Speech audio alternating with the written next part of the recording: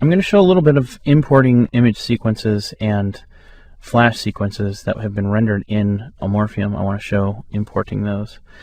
So the best way to import, at least from my perspective, is from the way I use Flash, is first thing I do is I create a new symbol and make it a movie clip, since I'm going to be importing a Flash animation. And now in the symbol is where I'm going to import my animation. So I'm going to go ahead and do import, and then I go and find my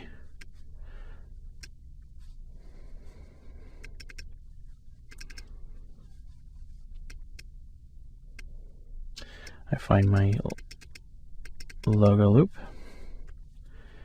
right here. Say add, import. So now I've imported my animation here, and if I zoom out a little bit,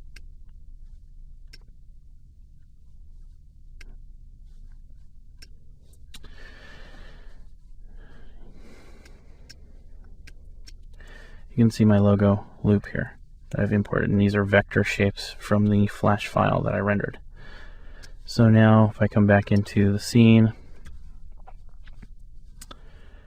and go to Window, Library, or Command L or Control L on the PC, and take my symbol and drag it out. Now I can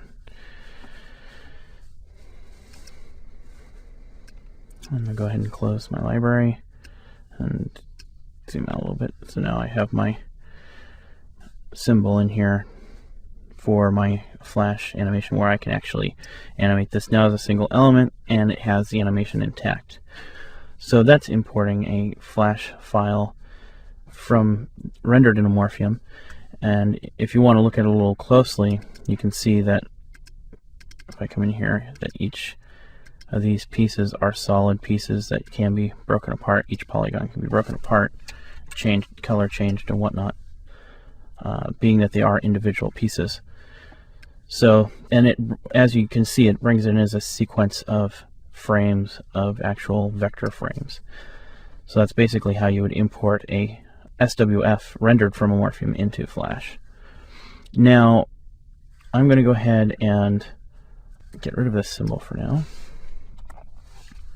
So now I'm back to my scene here, and I'm going to temporarily go back to the Finder, and I'll hide others, so I go back to the desktop. And what I want to do now is actually import the QuickTime movie that I made.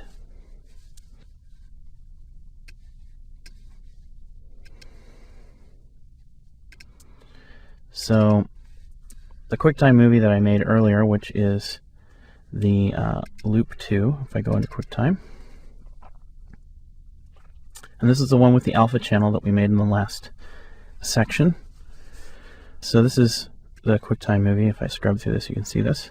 Now, Amorphium can only render animations to QuickTime movie or animated GIF, or as a Flash movie. It can't do sequential images, which is something I know that they're planning to add in later versions, but currently animations have to go to either QuickTime movie, a Flash movie, or an animated GIF. So if you want to import a sequence like this particular animation, since it is a QuickTime movie, what I would suggest, and what works really well, is to upgrade QuickTime to QuickTime Pro. And then once you've upgraded to QuickTime Pro, you can use export, and you can export to an image sequence. And so what I'm going to do is I'm going to create a new folder, and we'll call this SL Loop.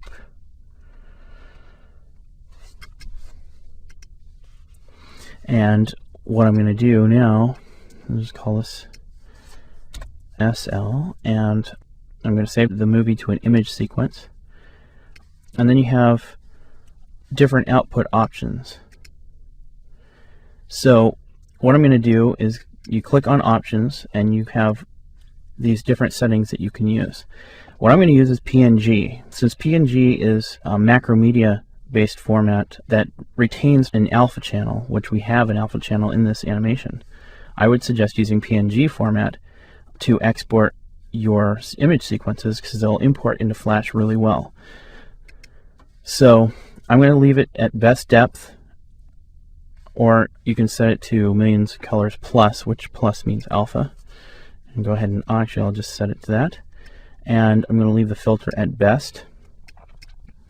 And then frames per second, since I had it at 15 frames per second, I'm going to set it to 15 frames per second. I'm going to click OK.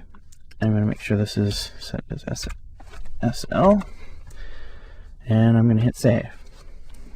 So now it's going to export my movie with alpha and all the frames into a image sequence in that folder, and it will be a sequence of PNG files that I can then import into Flash and retain the nice alpha channel, and it will have all the nice chrome reflections and whatnot on it.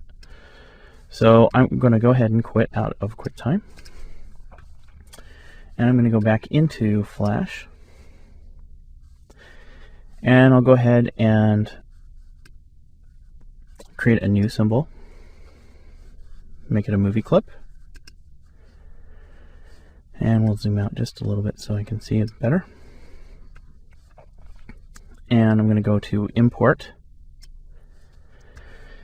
and find my sequence, which is in that folder we created called SL loop, and I'll go ahead and just add and say import. And now it's going to ask me for the settings for my import, and I click OK, and I click OK, and it says that it appears to be a sequence of images. Do you want to import all the images of the sequence? Say yes. Now this is a bug in Flash 5. If it's a PNG sequence, it's going to ask you every time for every frame. So if your animations are really long, it can be very tedious, but it's the only way you can get it in with the alpha channel. So the only other workaround that I know is to use Flash 4, and Flash 4, the bug does not exist. But I'm sure it's something they will fix in the future, being that PNG is a file format that they use for fireworks as their main file format for fireworks. So